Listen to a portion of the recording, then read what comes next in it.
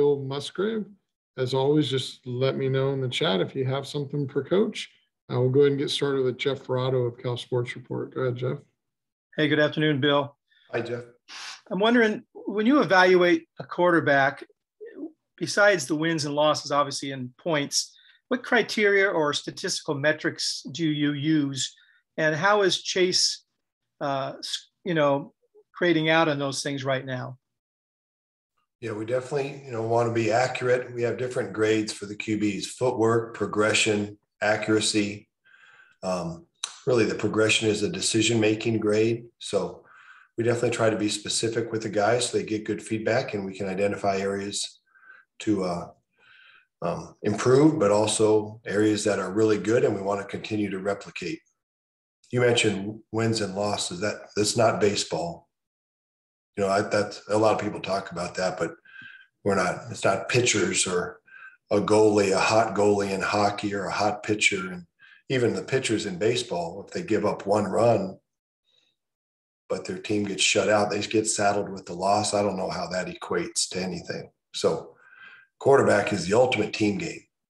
So to attach a win or loss to a quarterback when it's the team game, obviously we want to play great and give our team a chance to win, but I don't know, that's kind of crazy talk right there about wins and losses. Wins and losses go on. Obviously it's tough because the head coach and the QB are the only guys in an NFL building or on a college campus that get, attached to the wins and losses, but it's really the team.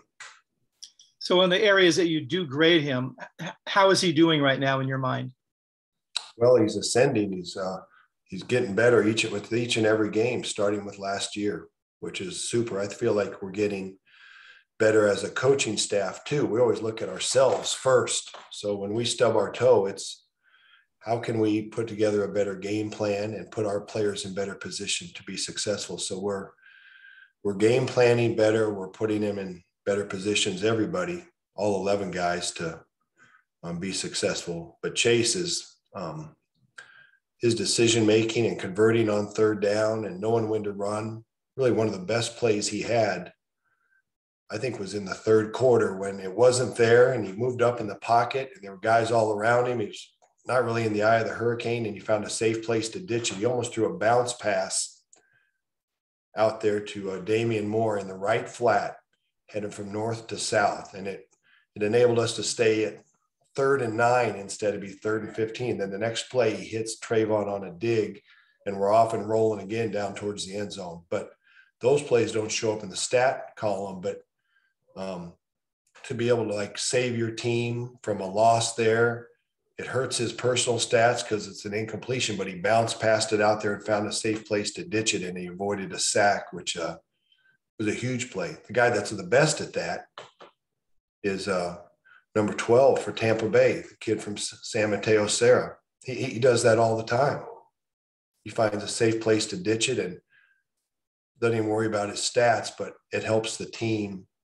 It correlates to winning for the team. And I believe Chase has gone 120 throws without an interception. And, turnovers happen, but what's he doing so that doesn't happen? What's he done to avoid that for such a long stretch? Yeah, I wasn't aware of that. I didn't even know that he hadn't thrown one for a while. We throw them in practice a lot, which is good. I mean, that's the way you learn. We want to push the envelope and be aggressive as quarterbacks. We don't want to go up to bat just trying to make contact, and we never pull anything down the left field line. So we're trying to be aggressive. And I feel like he's playing aggressive, but I don't think I was aware of that string. I just know he's play in and play out, down in and down out. He's making good decisions and being accurate and giving our guys a chance to make plays for him. He said as a quarterback, you can't try not to throw an interception because that just throws you off. You just have to, get in a rhythm and play your game. Is that a good way of putting it? Yeah. We're always working on ball security, both when we carry it and throw it, but the more accurate we can be and the better decisions. Not everybody's going to be open. We hope they are, but I think Chase is recognizing when they are and when they're not, and then he's putting the ball where only our guys can touch it and not the defenders. Thanks, Bill. A lot of good baseball analogies there. Get fired up about the Bravos. We'll go to Trace Travers. Go ahead, Trace. Yeah, Coach, when we talked to Chase this morning, he talked about Arizona's front showing some exotic stuff that maybe you don't see normally in the Pac-12. What sort of exotic stuff have you seen from Don Brown's defense down there? I don't know what we haven't seen. That would be a shorter list, what we haven't. They're all over the board, and they're good. They have really good players, so they put them in position to turn them loose, and they're good tacklers. A couple of the guys have incredible speed. They're outside backers. Number 5 specifically, he just can fly, and he hawks guys down from behind all the time. Fast running backs, so he's got a lot of ability. So we'll have our hands full. They're going to make it very difficult to identify where they are, who they are, and where they're going. And on another note, this past weekend, I think, or just over the last 2 weeks, actually, I think 3 out of your 4 passing touchdowns have been on, or 3 out of the 5 last passing touchdowns have been on double moves. How important has it been to, set up some of these longer developing plays, and how well has your offensive line done in giving Chase the time to set these things up?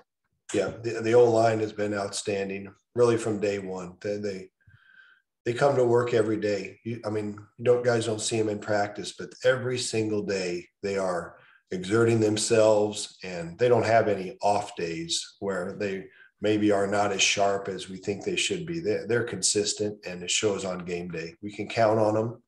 They're the engine, to our vehicle, and they start right up, and they're always going full bore. So the fact that they're giving us a little bit longer shelf life back there in the pocket enables Chase to launch more of these double moves. We're thankful for that.